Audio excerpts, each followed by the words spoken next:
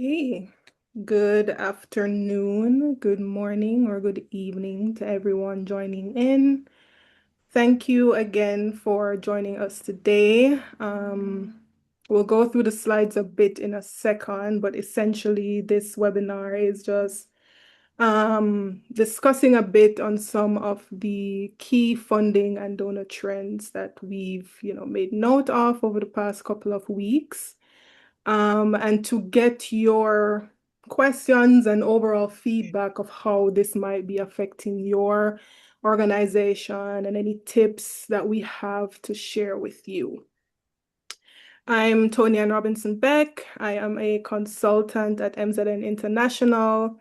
Joining me today are my colleagues Betty Gould and Jonathan. We'll give everyone a few more minutes to join in, or a few more seconds to join in before we begin. In the meantime, to keep the tradition that we've been doing for quite some time with these webinars, I would love to know where you're dialing in from and what's the weather like in your area.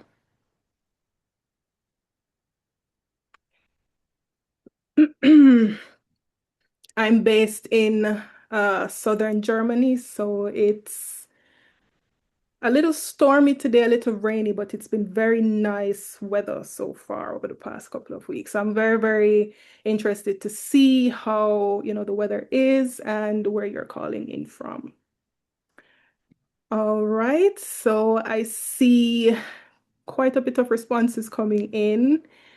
Persons from Edinburgh, persons from Washington experiencing spring finally. Persons in Bangladesh, some persons from Moldova, where it's nice and sunny, and persons in Norfolk, where it's also sunny but cold. It's nice and warm in Cape Town, rainy in Iraq, and it's sunny and cloudy in Jordan. All right, so thanks everyone for sharing, where you're coming, where you're dialing in from and how the weather is. You can keep that going as we get situated and started. I think we have around 64 attendees now, so I think we can jump in very quickly. Yep. All right. So as I mentioned before, I'm joined by my colleagues Betty Gould and John, who's assigned com support on his Zoom name. But yeah, Betty Gould, would you mind introducing yourself very quickly before we jump into our presentation? Sure. Thank you, Tonyan, for the introduction. I'm Betty Gül Onay Özman, and I'm working as a consultant in MZN and Human Planet, who are sister companies. We will be going through some bilateral finance updates where I will try to explain and give you the latest updates. Yeah, thank you for joining us. Thanks so much, Betty Gould. So we can jump right in, everyone. As I mentioned before, today's session is, our typical quarterly webinar where we kind of go through a lot of the funding trends, donor trends that we've seen over the past couple of weeks leading up to that quarter. And we just like to share them with you to get your input as well and for you to know how things are going in the sector. Next slide, please. All right, so for today, we'll be focusing, kind of similar to how we've done things in the past. So we'll be looking at, general updates, donor updates. We'll be looking at some early funding signals. We also be tapping into a little bit about a very exciting incubator that we're developing and launching. And the last bit of the presentation will cover events and opportunities. Before we move to the next slide, we will have a live poll for you to participate in. You should have seen or you should see the live poll pop up right now. So just feel free to give your responses and we will discuss the results and the incubator a little bit further into the presentation. Okay. Alrighty, next slide, please. All right, so everyone should know MZN by now, but in case there's anyone in the attendees list who doesn't, we are an organization that supports not only nonprofits and NGOs. Very recently, we've seen quite an upsurge in organizations that are outside that typical structure. So I've been calling the organizations that we engage with lately as purpose-driven organizations. So we support with just helping them to do the work that they do. So we focus a little bit more on helping them to locate funds, develop smarter strategies, and just build better organizations to not only just operate within normalcy, but also to operate within very, very trying times as we see right now in the sector. All right. Next slide, please. All righty. So I'll hand over now to Betty Gould to take you through the first set of donor updates. Thank you, Tonya. So before we go with the developments in the UK, I would like to just give a wrap up with the US. As we know, in late 2025, US government shut down most of its foreign aid.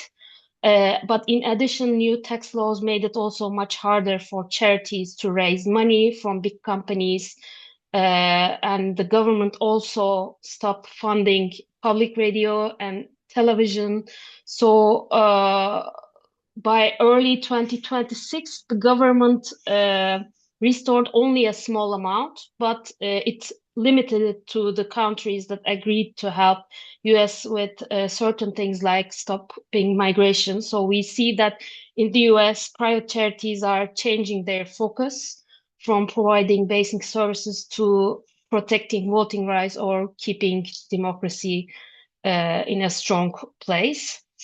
So with the UK, UK government has drastically changed its overseas aid strategy. It cut its funding target from 0.7% to 0.3% of the national income, and it increased its aid to domestic military defense due to the developments in Europe.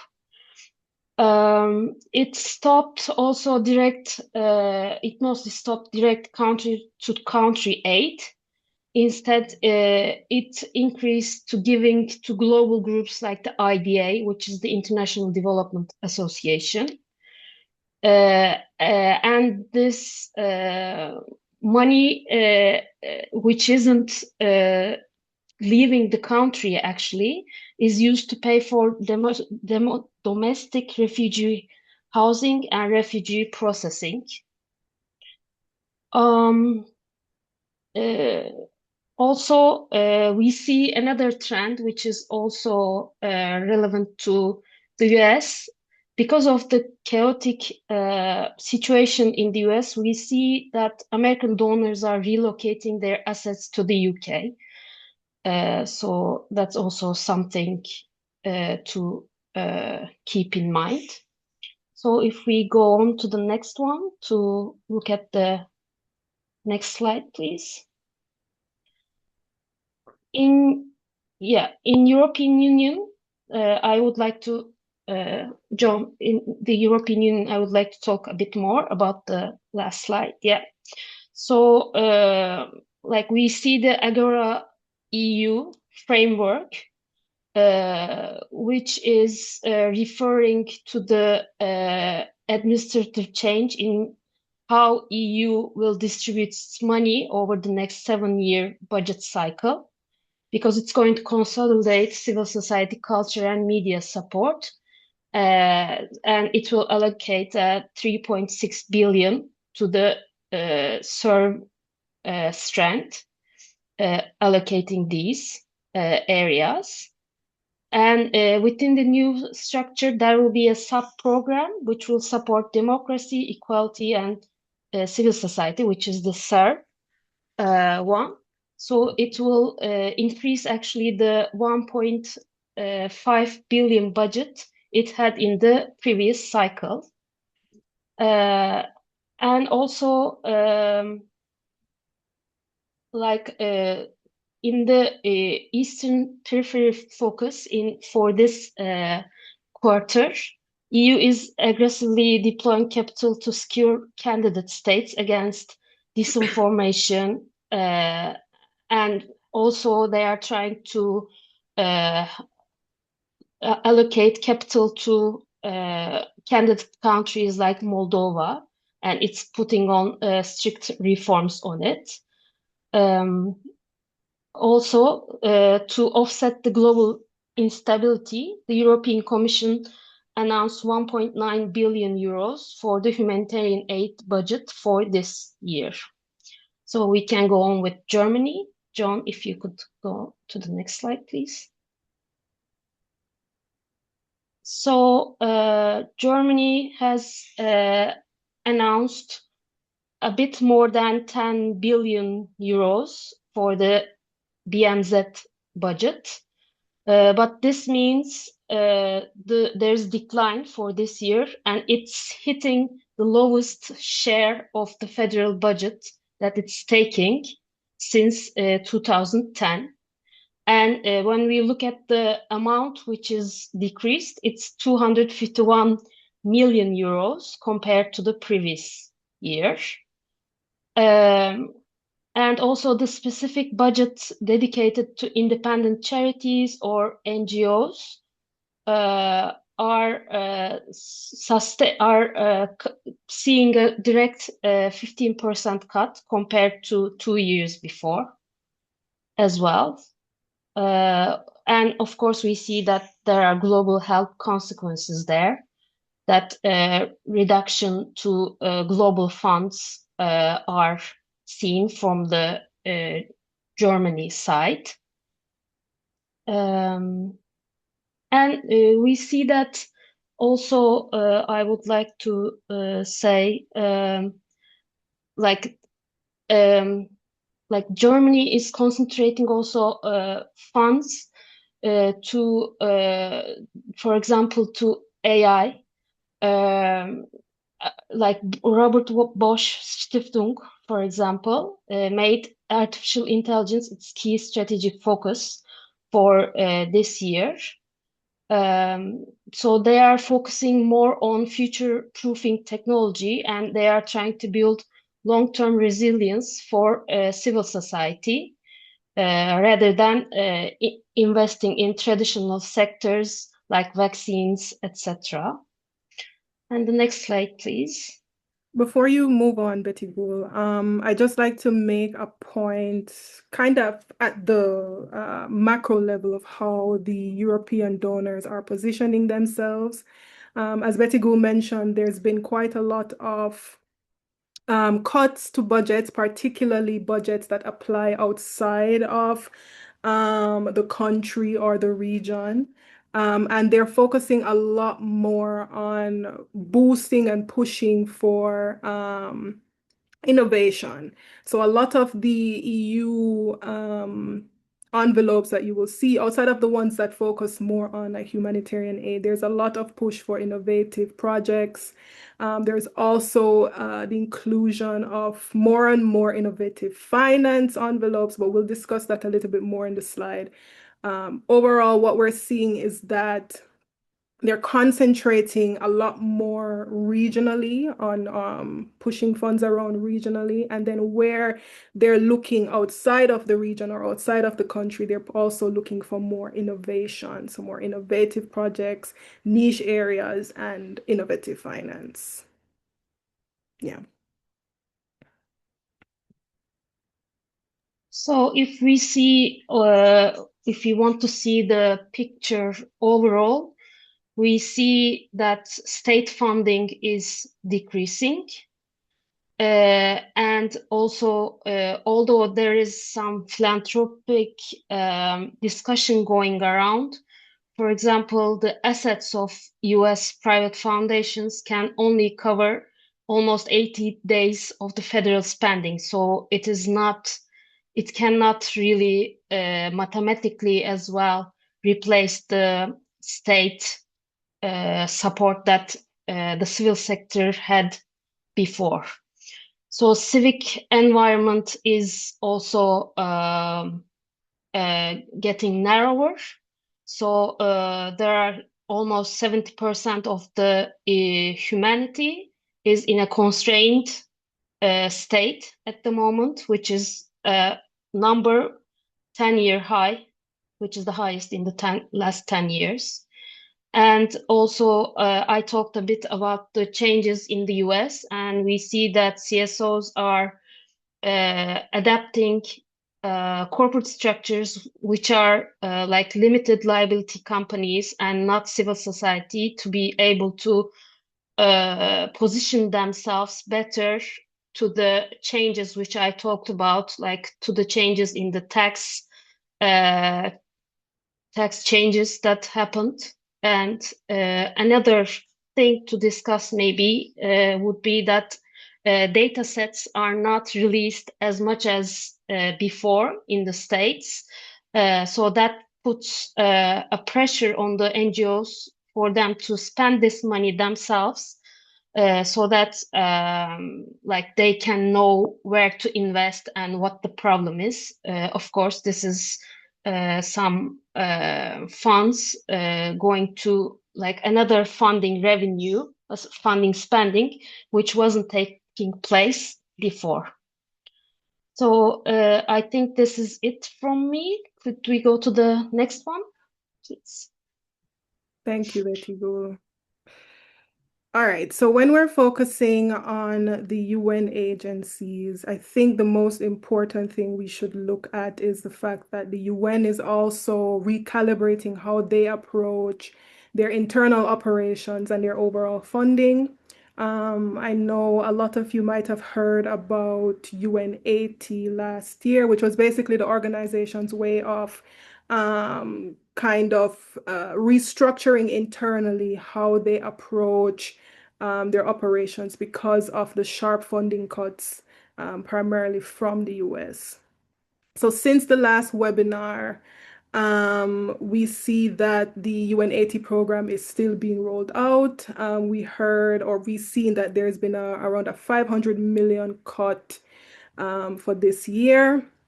When it comes to select agencies such as World Food Program, UNICEF and IOM, we see that they're facing significant reductions in their overall funding, WFP at 40%, IOM at 30%, and UNICEF at 20%.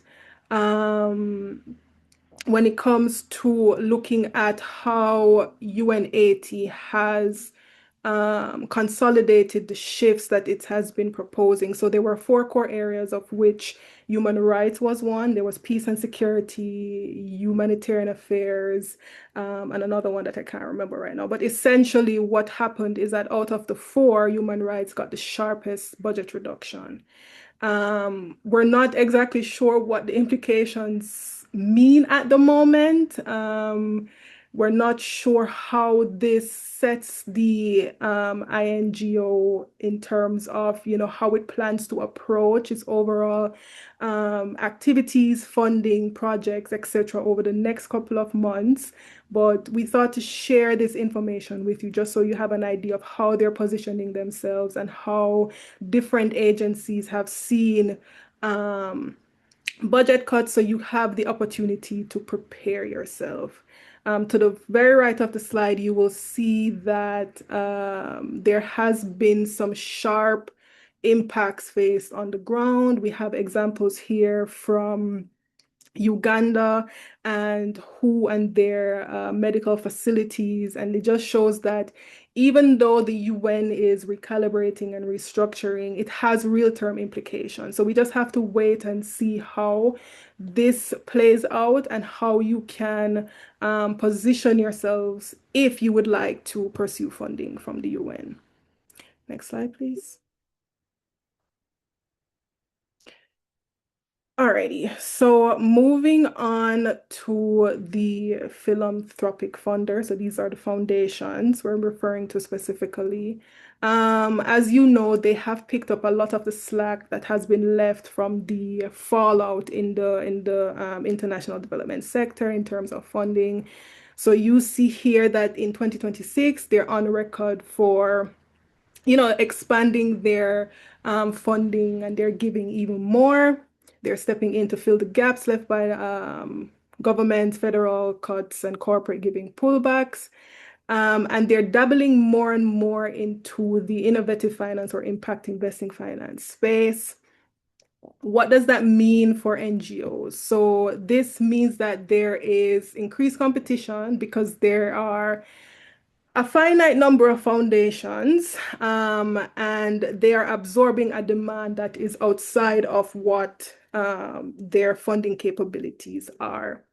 This also means that as purpose-driven organizations, you have to demonstrate your measurable impact, demonstrate the gaps that you're covering for different communities, different locations. You have to demonstrate what value you would bring to this particular organization.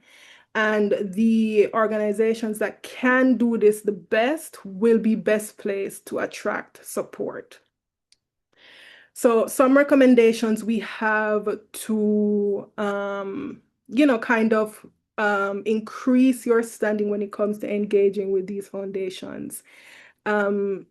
You are supposed to focus on, impact aligned capital. And when we say impact aligned capital, this is just saying impact aligned funding.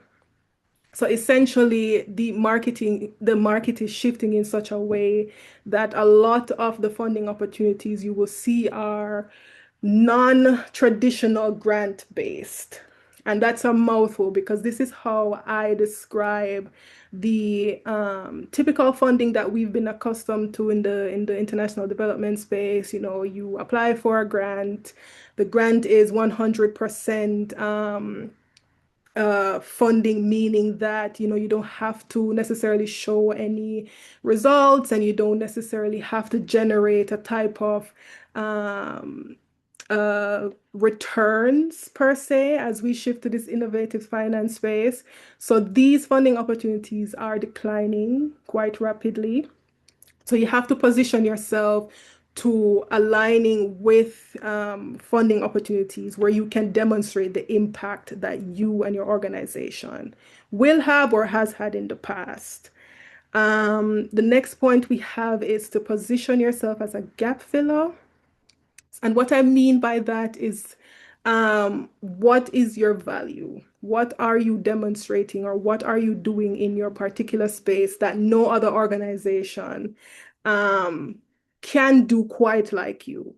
So you have to kind of think in terms of what niche area you're focusing on. How can I demonstrate this value add to prospective funders? And this value add is not necessarily just about how you do things differently or having different mechanisms of doing things. It could be the communities that you're connected with, your network. Maybe it's with government stakeholders. You will see in a subsequent slide that there are a lot of non-grant based funders who are interested in working in selected communities or doing some type of good, but they lack the communities and the structures and the network that would make a particular project a success. So it's just about looking at where your strengths are and positioning yourself for that. All right, next slide, please.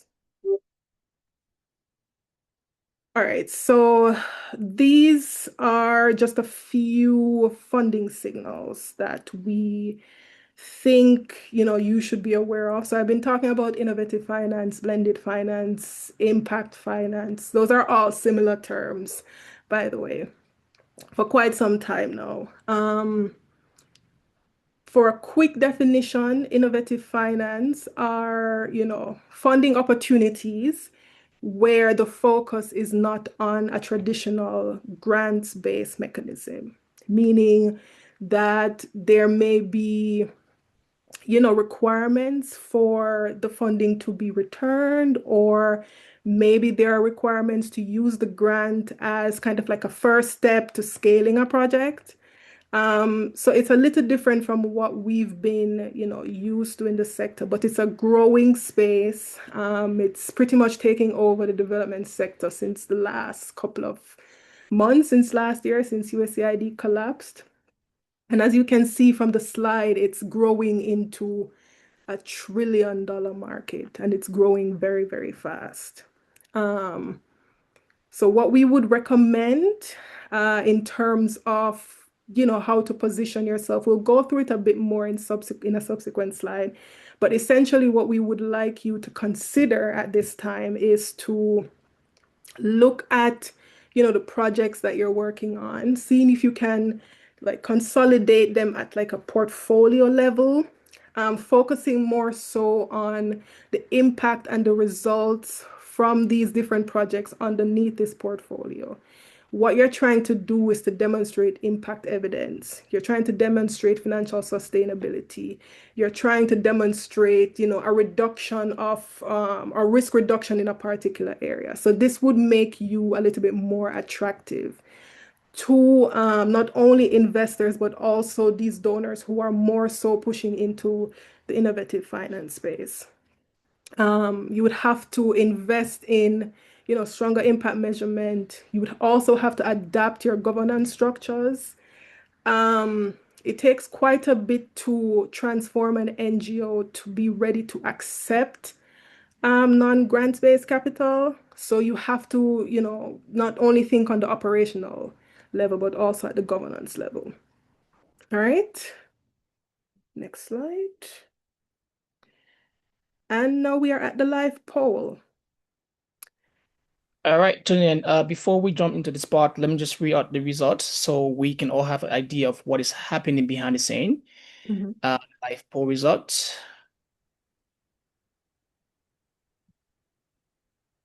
Good. So we have 56% of attendees mentioned that they are not familiar with our innovative finance incubator, and 42% mentioned somehow familiar, and we have 1% say that they are very familiar and they have participated. So now you have an idea of what the community is looking into. So now we can open the next slide so you can deliver more on the incubator. Yeah, thank you. Thank you so much, John. So I'm not surprised that quite a bit of our participants are familiar with innovative finance. As I've mentioned before, it's pretty much taken the sector by storm, and it's kind of an adapt or die, process. You have to kind of assimilate into that funding mechanism to some degree to be able to survive. Are we on the live poll slide? Thank you. All right, so at MZN and Human Planet, we understand, the struggles with which NGOs are facing now, trying to understand how to assimilate into the innovative finance space. As I've mentioned before, it takes quite a bit to get ready for that type of funding. And so we wanted to create an incubator that would kind of help the process along. So basically what this incubator plans to do, it's focusing on demonstrating, more accessible pathways for different types of organizations to explore innovative finance. So it's a 20-week course, and I use the term course very lightly. And the goal is to turn the projects you already have into clear investment ready financial prototypes. So making it more attractive to potential investors and donors who are moving towards this funding mechanism. And we have the 5-month journey here. So essentially what we would like to do for you is to understand the overall context behind the projects, the organization, focus on your value proposition, explore different innovative finance tools because there's quite a bit of them and it's not one size fits all. And then we would build financial models and develop investor-ready materials and how to engage with different investors. So this is kind of like a pre-step before our existing accelerator program. So what we wanted to focus on here is to look at, what you have going on and retrofit them to, attract innovative finance funding models. So in essence, what this particular incubator aims to do is to just take a few pieces that you already have and make them a little bit more attractive to these types of funders. Because as I always mention, NGOs, nonprofits, all different types of organizations, the tools are already there, the thinking is already there for moving towards innovative finance. It's just about fitting it and molding it so it's clearer and it's more attractive to outside stakeholders. So if you're interested, you can send a message to you, John, or to Nicole, or how does the process work? They can reach out to Nicole to me, All right, so you can just reach out to Nicole at mzninternational.com. I will place her email address in the chat and then we can get started.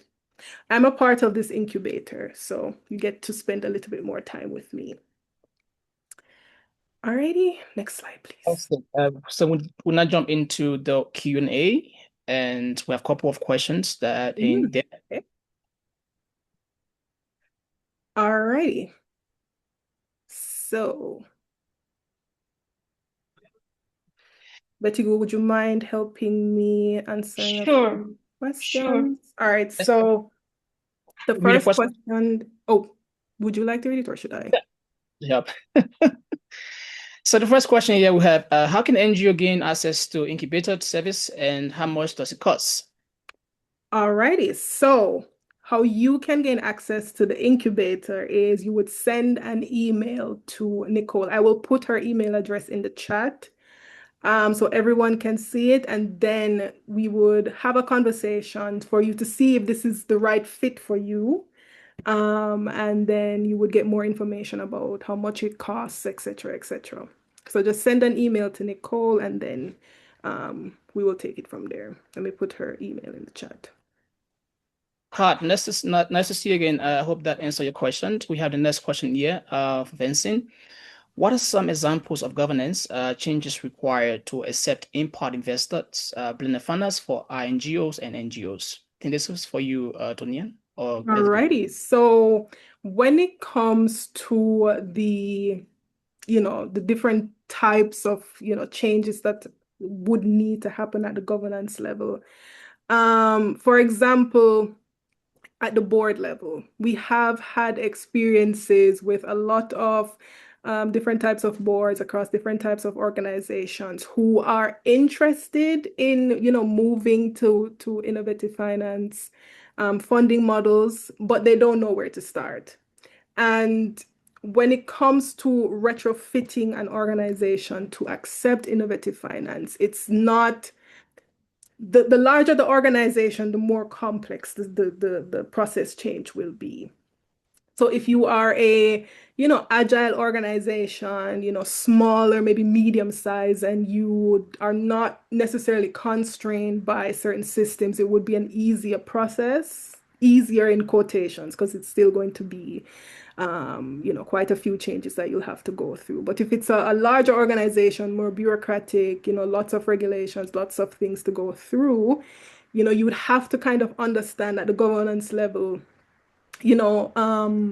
for example, do we have, systems in place at legal and compliance level to accept innovative finance? What about at the project level when we're setting the overall strategies for different projects? Are those, fit for innovative finance models? How do we feel about, possibly, having to turn over a any profits made from a particular project to a particular investor. How do we feel about, taking on a experimental type of strategy or project or program or portfolio design that might not necessarily be successful, but it would be a first foray into the space. Not necessarily to say that, you would put the persons and the communities you're supporting at the back burner, but a lot of times, yeah, this is sometimes the trade-off that you'll have to work around.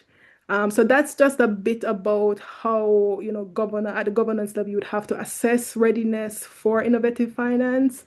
Um, it's more complex the larger and more bureaucratic the organization is.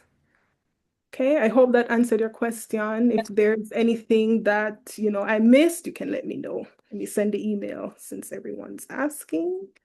Etiko, would you like to add to this? Yes, I would like to add some things to the project level. I think even when the organization is small, it should be ready to scale, to keep up with the metrics really closely, because when we say, or when the donors, when the impact investors say impact, they don't really mean intangible things, but very tangible numbers. So data keeping, monitoring, like these things will be very important. All right, Vince, I hope this gives clarity to your question. We have another question here. So I think this one is for you, Tony. And it said, you mentioned capital is also decreasing. To what extent is this true? And what are the reason behind this? So when I said corporate capital, I think that was an error. I think I mentioned funder capital, which is just funding, in the traditional sense. Capital in this case just means the funding the resources that we need to keep our projects going, to keep the lights on operationally and throughout an organization. So the typical way you would see funding. So when you ask to what extent is this true, I think the answer is all around us.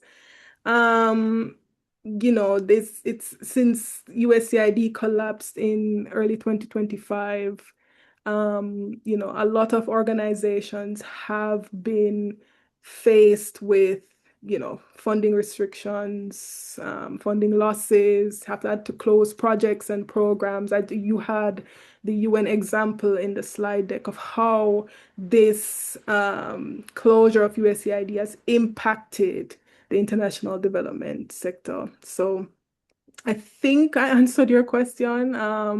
When I said corporate capital, I think you meant donor capital.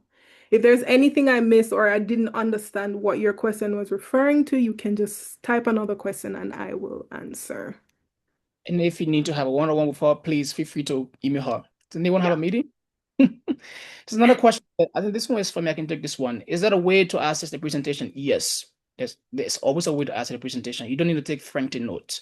So there are two ways. One, if you're subscribing to our newsletter, you will receive that in the next 24 hours or maybe 40 hours maximum. And if you're following on social media, you can also see that on social media. We're going to post that, the recap video. And if you're within the WhatsApp community, we'll also share that there. So there are a couple of ways that you can receive the presentation. And guess what? It's absolutely free of charge. I hope that answered your question. We have another one here. Tony, I think you can take this one. Is it free through the incubator? Do you want to know what the incubator is free of charge? Okay, so it's not. It's not free. However, depending on, this is why I mentioned that we would have a conversation with you to kind of determine your need, if this is a good fit. And, we are willing to work with different organizations to, come up with a price package that is the best for them. So you'd have to meet with us and we would discuss and go through a little bit about your organization, where you stand, etc. And then we would make a determination on the price. And just to add to you, Tony, when we were designing the incubator, we had NGO in mind. So that means that it's quite cheaper and it's quite affordable for NGO. So you don't need to. We got you. There's another question. can a country in which an organization operates create barriers to innovative finance? Ooh. And so how? Okay. That's an interesting question. I've never had that experience personally. I don't know if Betty Gould has seen anything like that. I think, at the organizational level, it depends on the size to some degree. For example, if it's like a larger organization with deep ties to like governmental stakeholders, maybe there's a chance that could happen. If it's a smaller organization who still may have to work within the confines of government regulations, but if it's more lax or not, stringent on where the funding is coming from, then that might not be a possibility. I've never experienced that, so I can't say for sure. How I'm thinking about it depends on the government's regulations, country you're in, and the size of the organization. I think that's the best way to answer that question. I will look into it, but I've never had that experience. Betty I Gould? can add to that, yeah.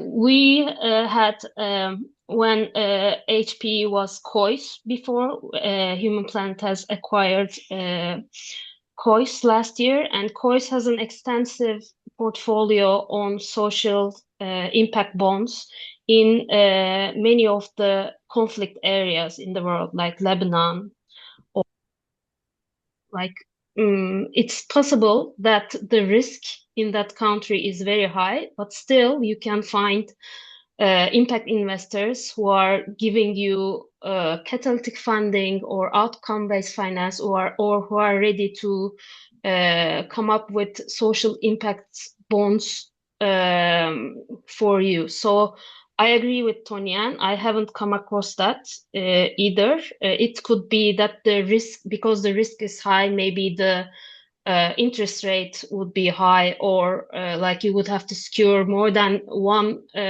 capital revenue at once. But I think it would still be possible. Okay, okay. So What that's else? something we'll have to look into a bit, but we don't see it as a huge barrier. Hmm. Sorry, Yeah, John, you can go ahead. please, sir. No worries. I have a question for Vidas. He said, does innovative funds, I think he meant funders, innovative Mhm. funds work for smaller NGOs? Those still on the early stage, using the budget less than 25,000 per year. Um, I think I don't think that's a big barrier in terms of, the size of the NGO, and the budget that they have. When you say infancy stage though, because usually when you're doing any kind of development work, whether you're being funded by a donor in the traditional sense or by a donor or an investor in this new funding landscape that we have now, they would like to see evidence of past projects, past impact that you've had. So that might be the only area where you might fall down, or your organization might fall down in terms of, how they're evaluating you.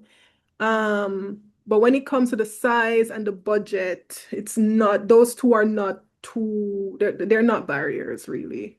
Yeah, it's more so about, your definition of infancy stage, how much work you've done, your impact, your connections to communities. That's more what funders focus on. Betigo, would you like to add something to it? Yes, like as we have the accelerator program, there are other accelerator programs as well, which also give capital as much as 25K or 50K dollars, and that Mhm. could be a step to get in the doorway, for you, because like the DFIs, development finance institutions, like the international larger institutions sometimes opt to uh, give to larger organizations, as there are costs to setting up the debt structure, etc. But as I said, there are always like microfinance mechanisms given by some large corporations or foundations, or like I mentioned, there are options which could be feasible for smaller NGOs like yours. Awesome. There's another question I say, do you have case studies of organizations that built their capacity via the Innovative Finance Incubator and later went on to tap into diverse funding streams?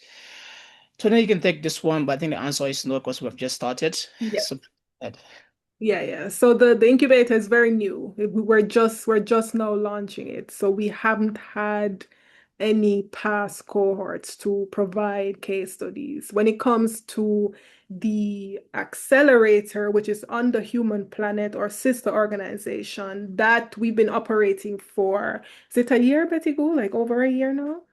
oh yeah, actually. Yes.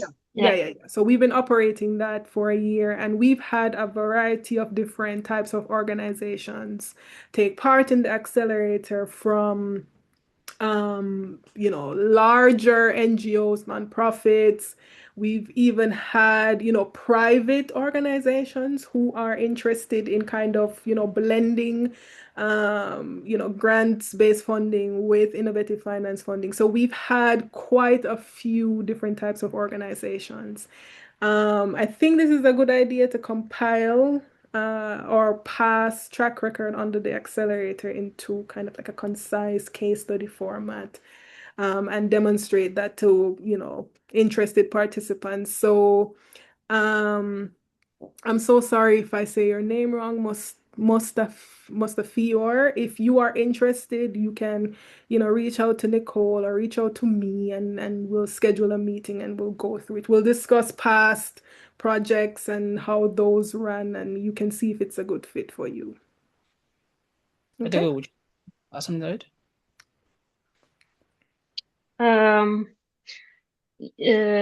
Yeah, I mean, as Tony-Ann mentioned, it's quite new. And I just want to add to the previous question, which was asked, like, are all the countries eligible, or some countries, can they be a blocker for this innovative finance? But actually, in this last 1 year, we have one foundation who is going to be successful, because I think, we assume, we are securing quite good pitch meetings with them, and they are operating in Ukraine, for example, which is a high risk region, but still it is going very well. I just wanted to add that. Thank you so much. All right, so before we leave you, we just want to say thank you so much for being with us, sticking around till the end of this webinar. We have a few announcements to make. We should start with our upcoming executive educations. We have a training. So all the things we just discussed right now, if you want to practicalize them, you can go and join the training, apply for them, and it's quite affordable. It's on the website. We also have our upcoming webinars. As usual, we committed to committing one webinar every month to the community. So next webinar going to be with using AI to strengthen proposal writing, and following that, we have big values and no money is. So Chris is going to be leading the second webinar, the second to the last webinar. Please feel free to join that. And if you have not subscribed to our newsletter yet, please do so to have insight coming straight to your inbox. So before we leave you, Chris, Tony, and Betty Goo, do you have any last word for the community? I do. So before we, close for the day, I would like to thank everyone for joining us. I hope the session was impactful. And before we close out, I would like to bring your attention to a tool that we're working on, an AI tool that we're currently developing. It's set to launch very soon. It's called GrantWire, and the aim of GrantWire is to help organizations to find funding, and that's grants funding, traditional grants funding, and a little bit of catalytic grants funding. So how it works is that you would sign up, you would go through a quick onboarding process, and then the AI agent who is finding the opportunities for you would take that into consideration and then find relevant opportunities, and you would get these on the platform and sent straight to your email. So that's something that's set to launch very, very soon. And yeah, I'm excited for everyone to see it and to use it. If you have any questions on GrantWire or anything in the presentation today, maybe you would like to meet with me, one-to-one, then you can just send me an email, tonyann@mzninternational.com. I'll put it in the chat, and yeah, I look forward to hearing from you and to seeing you at the next webinar. Betigu? I would also like to thank to everyone who joined and hope it was useful for all of you.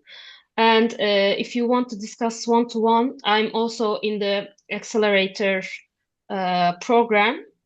So I will be putting my email in the chat. I'll put it now, Betty Gul. I'll put it now. Okay, thank you. So if you'd like to reach out, I would be happy to support you.